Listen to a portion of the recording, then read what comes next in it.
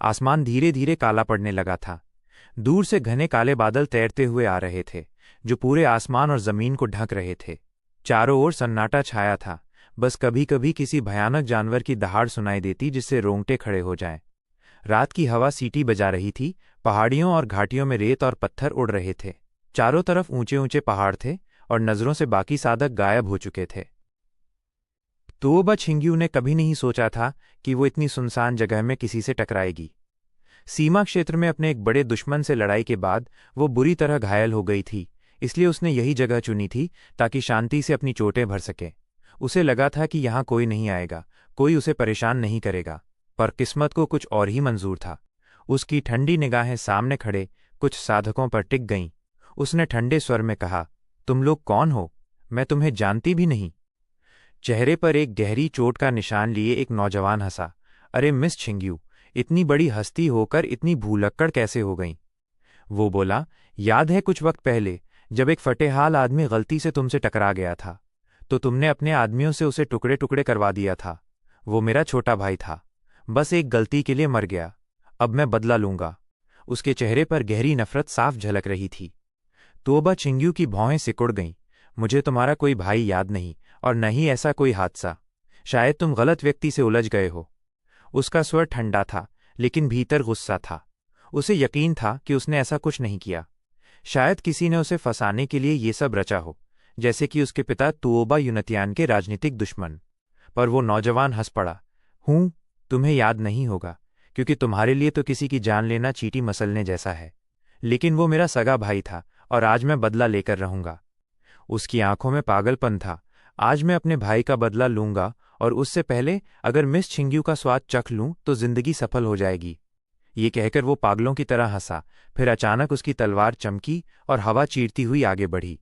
आसमान में भयावह तलवार ऊर्जा फैल गई, जैसे मौत का सागर उमड़ पड़ा। बादल फटने लगे, पहाड़ कांपने लगे। पीछे खड़े उसके साथी भी एक साथ हमला करने लगे। उनका तालमेल गजब का था, और कुछ ही पल में तुओबा छिंग्यू को संभलने का मौका तक नहीं मिला। तुम लोग कौन हो आखिर? मेरा तुमसे कोई झगड़ा नहीं, वो पीछे हटते हुए बोली, लेकिन उसके भीतर की चोट फिर से खुल गई। खून उबलने लगा, सांसें भारी हो गईं। उसे हैरानी थी कि ये शख्स इतना ताकतवर कैसे हो सकता है। वो जानती थी कि घायल होने के बावजूद वो ग्रेट यू साम्राज्य के ज्यादातर युवा प्रतिभाओं को अकेले हरा सकती है, पर ये आदमी, ये तो मानो किसी दानव जैसा था। आज कोई तुम्हें नहीं बचा सकता। वो चीखा। उसकी तलवार बर्फ जैसी सफेद थी, और जब उसने उसे घुमाया तो रात का आसमान चकाचौंध हो उठा। उस तलवार से निकली ऊर्जा इतनी घातक थी कि मानो लाखों की हत्या के बाद ही वो बनी हो। पहाड़ फटने लगे, जमीन दरक गई। धड़ाम! छिंग्यू के पैरों के नीचे की चट्टानें टूटकर बिखर गईं। पूरा पहाड़ ढहने लगा, धूल और पत्थरों का तूफान उठ गया। जंगली जानवर डर से भागने लगे, कुछ वहीं गिर पड़े। हवा में उड़ते पक्षी तक उस घातक आभा में जलकर राख हो गए। पूरा इलाका मौत की गंध से भर गया। तुओबा छिंग्यू अब टिक नहीं पाई। खून उगलती हुई वो एक दिव्य रोशनी बनकर दूर भागी। वो जानती थी, सामने वाला आम इंसान नहीं है। उसकी ताकत किसी शीर्ष प्रतिभा से कम नहीं थी। भाग रही हो? देखता हूं कौन बचाएगा तुम्हें। वो आदमी दांत पीसते हुए उसके पीछे लपका। उसकी तलवार से निकलती ऊर्जा ने रास्ते के पहाड़ों को राख में बदल दिया। ये नज़ारा इतना भयानक था कि दूर बैठे सम्राट यू के दरबार के मंत्री तक दहल उठे। रात थी, पर जादुई मीनारों से सब कुछ साफ दिख रहा था। सब पहचान गए, वो तुओबा युनतियान की बेटी है, चौथी मिस तुओबा छिंग्यू। सबके चेहरों पर हैरानी थी। एक मंत्री ने कहा, उसकी हालत खतरे में है। आधे घंटे में अगर मदद नहीं मिली तो मर जाएगी। सभी की नज़र अब उसके पिता जनरल तुओबा युनतियान पर थी। वो सम्राट के पीछे खड़ा था, चेहरा गुस्से से लाल, मुट्ठियां भींचे हुए। उसकी आंखों में आग थी। कोई भी समझ सकता था वो फटने ही वाला है। ये कौन लोग हैं जो मेरे परिवार पर हमला कर रहे हैं? उसने दांत पीसते हुए पूछा। सबने देखा, वो लोग हेवनली स्वॉर्ड सेक्ट के कपड़े पहने हुए थे, पर तुओबा युनतियान ने तुरंत पहचान लिया, ये नकली हैं। असली स्वॉर्ड सेक्ट के लोग नहीं हो सकते। दरअसल वो लोग पहले से प्लान करके आए थे, किसी और का भेष धरकर। इस बात से युनतियान का गुस्सा और भड़क गया। वो तो खुद जाकर बेटी को बचाना चाहता था। दूसरी ओर असली हेवनली स्वॉर्ड सेक्ट के बुजुर्ग डर से कांप रहे थे, क्योंकि अगर तुओबा परिवार की बेटी मारी गई तो उनका संप्रदाय मिट जाएगा। ये आदमी पूरी तरह पागल हो गया है। सम्राट यू ने भौहें चढ़ाईं। वो पहले तो अपने दूसरे राजकुमार यू लिए पर ध्यान दे रहा था, पर अब उसका ध्यान भी तुओबा छिंग्यू पर टिक गया। उसने गंभीर स्वर में कहा, लगता है विरोधी पहले से तैयार थे। चौथी मिस तुओबा संकट में है। वहीं गुचांगे नाम का युवक मुस्कुराते हुए बोला, अगर ये हालात हैं तो क्या महाराज ने इसका कोई उपाय नहीं सोचा? सम्राट ने गहरी सांस लेते हुए कहा, ऐसी घटनाएं पहले भी हुई हैं, पर इस शिकार सम्मेलन की परंपरा को तोड़ा नहीं जा सकता। हर प्रतिभागी के पास संपर्क जेड होता है, जिससे वो अपने परिवार के लोगों को मदद का संकेत भेज सकते हैं। गुचांगे ने हल्की मुस्कान के साथ कहा, तो अब बस प्रार्थना ही बची है कि कोई तुओबा परिवार से समय पर पहुंचे। सम्राट यू ने सिर हिलाया, अब बस देखना है कि तुओबा युनतियान के बच्चे समय पर पहुंच पाते हैं या नहीं। उसी वक्त अंधेरी गुफा में एक टिमटिमाती आग जल रही थी। वहां बैठा था तुओबा शियाओयाओ, काले वस्त्रों में गंभीर चेहरा लिए। अचानक उसकी हथेली में रखी जेड ताबीज हल्की रोशनी देने लगी। उसका चेहरा बदल गया। छिंग्यू मुसीबत में है, वो एक झटके में खड़ा हो गया। वो जानता था उसकी छोटी बहन बेवजह मदद नहीं मांगती। इसका मतलब था मामला बहुत गंभीर है। उसके दिल में बेचैनी भर गई। क्या दूसरी बहन लिंगचियोंग भी फंस गई है? आखिर ये सब कौन कर रहा है? वो महसूस कर सकता था कोई ताकतवर शक्ति उस पर नजर रख रही है। ये सब एक जाल जैसा लग रहा था। वो खुद से बुदबुदाया, अगर मैं छिंग्यू को बचाने गया तो मेरा असली बल सबके सामने उजागर हो जाएगा। फिर सब जान जाएंगे कि मैंने अपनी शक्ति छुपा रखी थी और इतिहास खुद को दोहराएगा। उसकी आंखों में दुविधा, दर्द और गुस्सा सब कुछ एक साथ उमड़ पड़ा। उसका मन कह रहा था, ये साजिश मुझ पर ही की गई है। पृष्ठभूमि धीरे धीरे खामोश हो जाती है। तुओबा शियाओयाओ असमंजस में था। उसके चेहरे पर झिझक साफ दिख रही थी और इस पर बाहर मौजूद हर व्यक्ति ने भी इसे नोट किया। रंग बिरंगी और रहस्यमय मीनार में उभरती तस्वीर से साफ था कि तुओबा शियाओयाओ को अपनी छोटी बहन तुओबा छिंग्यू से मदद का संदेश मिला था। लेकिन इस वक्त वो झिझक में पड़ा था, मानो सोच रहा हो कि उसे बचाने जाए या नहीं। उसके इस हिचकिचाते रवैये को देखकर यहां तक कि उसके पिता तुओबा युनतियान, जो पहले ही उससे निराश थे, भी नजरें फेरकर मन ही मन आह भर बैठे। दुनिया कहती थी शेर का बच्चा कुत्ता नहीं होता, लेकिन उसने तो पूरी जिंदगी आसमानों पर राज किया, अजेय रहा। फिर भी ऐसा नालायक बेटा पैदा हुआ। लगता है तुओबा परिवार का तीसरा बेटा समझदार है, किसी मंत्री ने कहा। उसे पता है कि बहन को बचाने जाओ तो भी कुछ नहीं होगा। आखिर उसकी ताकत बहुत कम है। जब उसकी बहन उस जख्मी आदमी से नहीं जीत पाई तो वो क्या करेगा? चारों तरफ ऐसे ही चर्चे चल रहे थे, कुछ अफसोस से भरे, कुछ ताने मारते हुए। लोग उसकी स्थिति समझ सकते थे, लेकिन फिर भी वो उसकी अपनी सगी बहन थी, और वो इतने ठंडे दिल का, इतना स्वार्थी कि उसे बचाने भी नहीं जाएगा। आज के बाद अगर तुओबा छिंग्यू जंगलों की गहराई में मारी गई तो तुओबा परिवार की प्रतिष्ठा भी मिट्टी में मिल जाएगी। क्यों न आज सम्राट जनरल तुओबा के लिए एक बार अपवाद बना दें, सम्राट यू ने आह भरते हुए कहा। ये सुनकर तुओबा युनतियान थोड़ा चौंक गया, भावुक भी हुआ, लेकिन फिर भी सिर हिलाकर बोला, महाराज कृपया सोच समझकर निर्णय लें। ऐसी मिसाल नहीं बननी चाहिए। ग्रेट यू की परंपरा कुछ कमजोर अधिकारियों की वजह से नहीं टूटनी चाहिए। अगर कोई राह नहीं है तो शायद यही उसकी किस्मत का मौसम है, धूप या बारिश। ये कहते हुए वो कई साल बूढ़ा लगने लगा। उसके कनपटियों के बाल सफेद हो गए। कई मंत्री चुप हो गए और उसके धैर्य की प्रशंसा करने लगे। अगर कोई और होता तो वो कभी अपने बच्चों को यूं मरते नहीं देख पाता। असल में तभी गु चांगे मुस्कुराया और बोला, महाराज और जनरल तुओबा को चिंतित होने की जरूरत नहीं है। मेरी नज़र में तुओबा परिवार का तीसरा बेटा साधारण नहीं है। उसका संघर्ष शायद बहन को बचाने का नहीं, किसी और बात का है। शायद थोड़ी देर में कोई अप्रत्याशित बात देखने को मिले। गु चांगे की ये बात सुनकर सब दंग रह गए। सम्राट यू, तुओबा युनतियान और बाकी मंत्री भी हैरान होकर देखने लगे। संघर्ष बचाने का नहीं तो फिर किस बात का? और कैसा आश्चर्य! तुओबा युनतियान खुद को रोक नहीं पाया। यंग मास्टर चांगे, आपके कहने का क्या मतलब है? उसके दिल में हल्की उम्मीद जागी। गु चांगे मुस्कुराया, जनरल तुओबा, क्या आप अपने बेटे को नहीं जानते? मैं भले ज्यादा लोगों को ना जानता हूं, लेकिन थोड़ा अंदाजा तो लग ही सकता है। आपका तीसरा बेटा कोई मामूली इंसान नहीं है। वो एक छिपा हुआ अजगर है जो गहराइयों में अपनी शक्ति छिपा रहा है। शियाओयाओ, छिपा हुआ अजगर? तुओबा युनतियान और बाकी लोग स्तब्ध रह गए।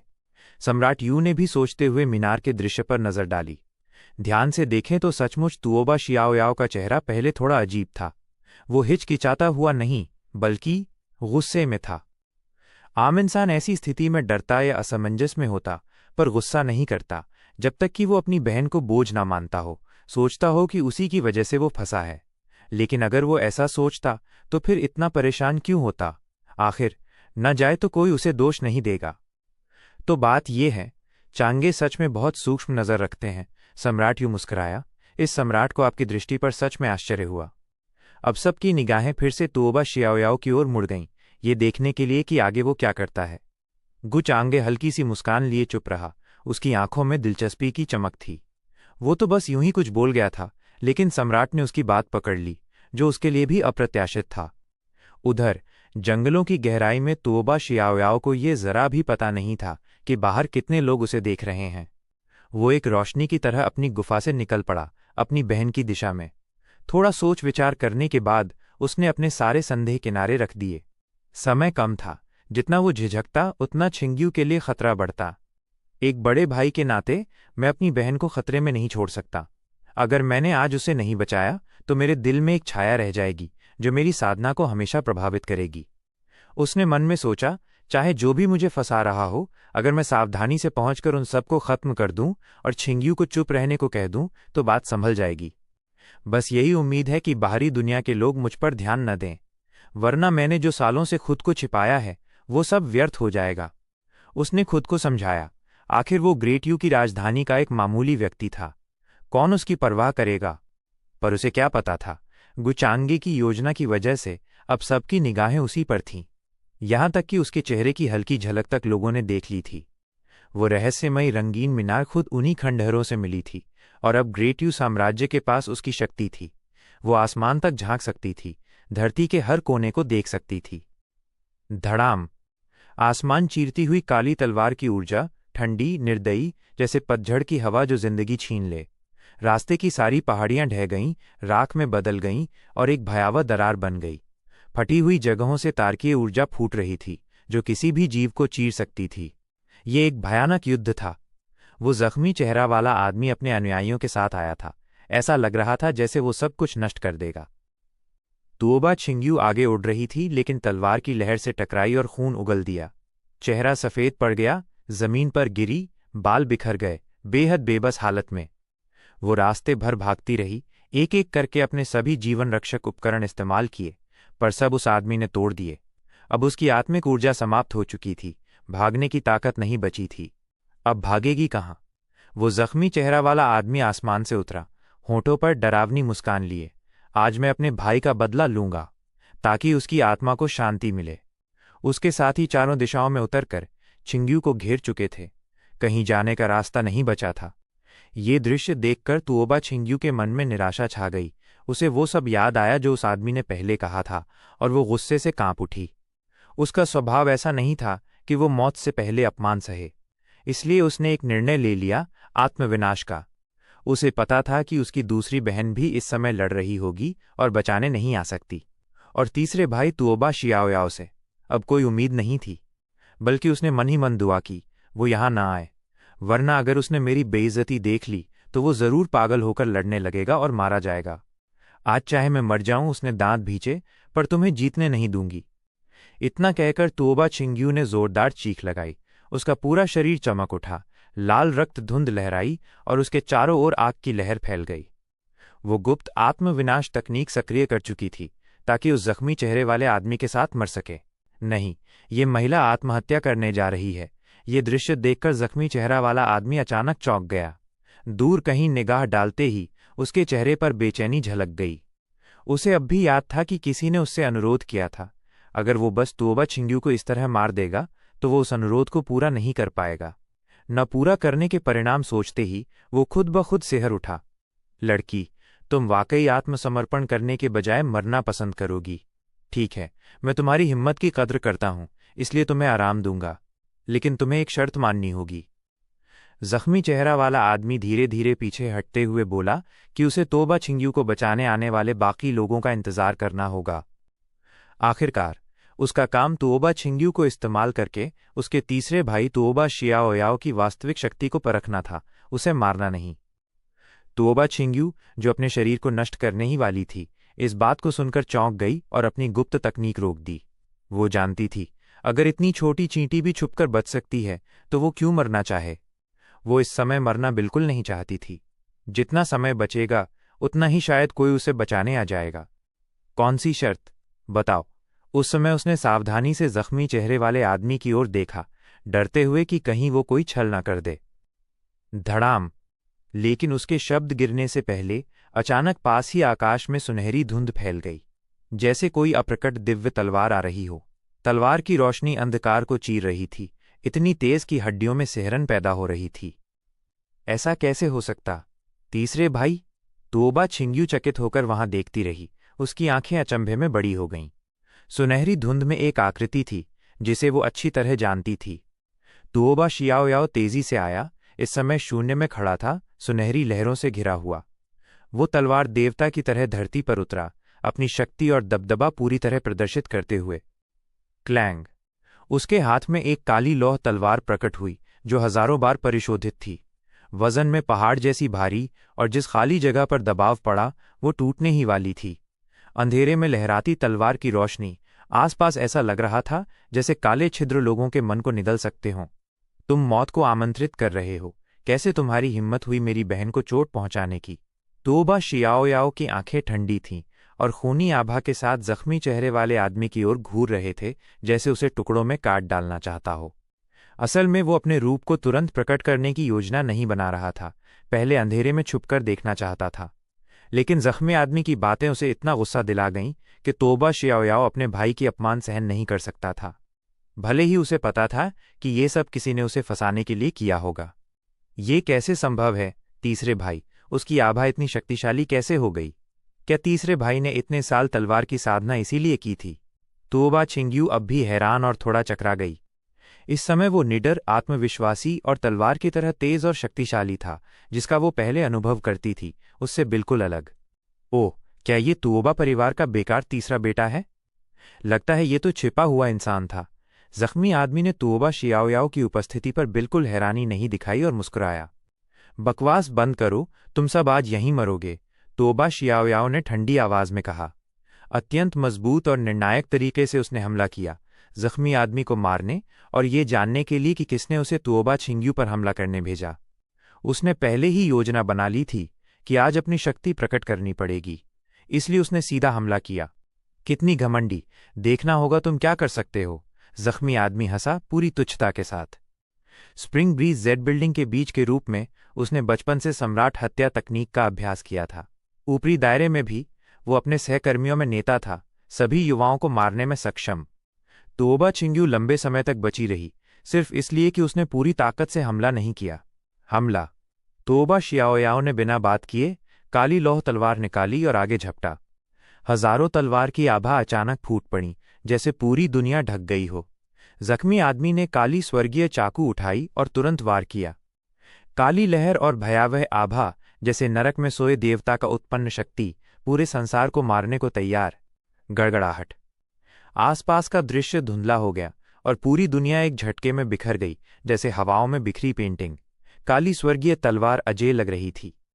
इस समय तोबा शियाओयाओ ने अपने दाहिने हाथ के मुंह में झंझनाहट महसूस की और खूनी आभा से प्रभावित होकर ठंडा महसूस किया। विपक्ष की शक्ति आसान नहीं थी और उसकी दिव्य तकनीकें अमर की संतानों जैसी थीं। वह काली स्वर्गीय तलवार भी साधारण नहीं थी। जख्मी आदमी फिर से आया। तोबा शियाओयाओ ने अपनी लंबी तलवार उड़ाई, बेजोड़ स्वर्गीय तलवार को रोका और आसमान में चमकते तारे की तरह बादलों को चीर दिया। जख्मी आदमी हंसा, आसमान में ऊंचा खड़ा, काली स्वर्गीय तलवार लगातार नीचे वार करता रहा। यह सिर्फ एक वार नहीं था, इस हथियार में स्वर्ग और पृथ्वी का दांव था और इसमें हत्या के नियम शामिल थे। बूम!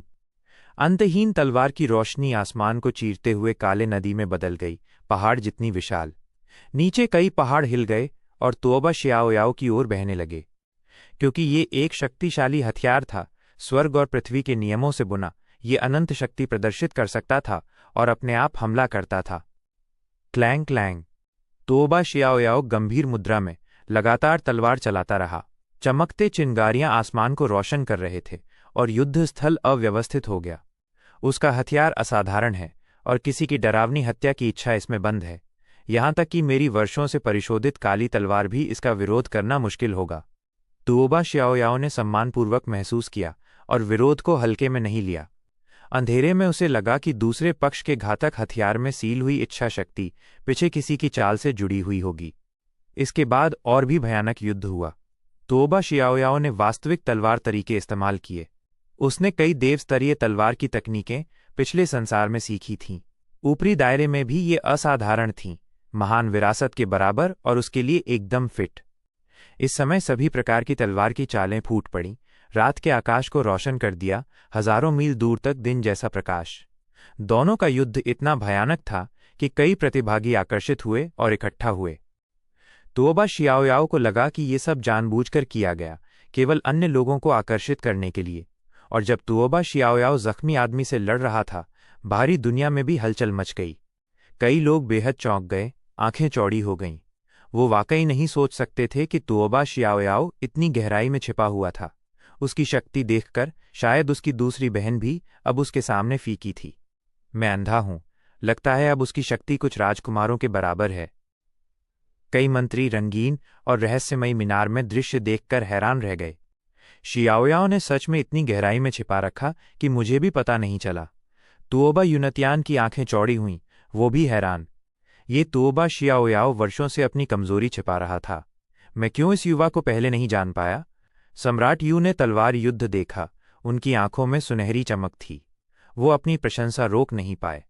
अगर कोई सच में छिपना चाहे तो दूसरों के लिए पता करना कठिन है, लेकिन हर चीज में अपवाद होते हैं और हर चीज में कमजोरी होती है। गुचांगे ने सहमति में सिर हिलाया, हल्की मुस्कान दी और तस्वीर को देखा। मिल गया तुम्हें? अगर आपको ये कहानी पसंद आई हो तो वीडियो को लाइक करें, दोस्तों के साथ शेयर करें और चैनल को सब्सक्राइब करना न भूलें। बेल आइकन जरूर दबाएं ताकि आपको और भी दिलचस्प कहानियां मिलती रहें।